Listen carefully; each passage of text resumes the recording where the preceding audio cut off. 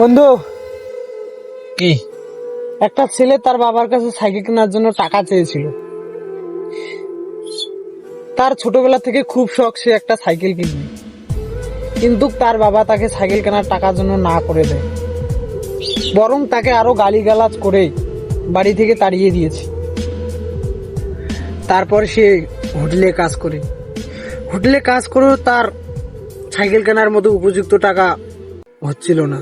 তারপর সে কৃষি কাজ করে, রাজমিস্ত্রি কাজ করে, কাজ করতে করতে সে একদিন হয়ে উঠলো কোটি টাকার মালিক।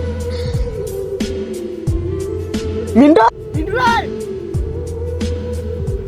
মিন্টু রায়।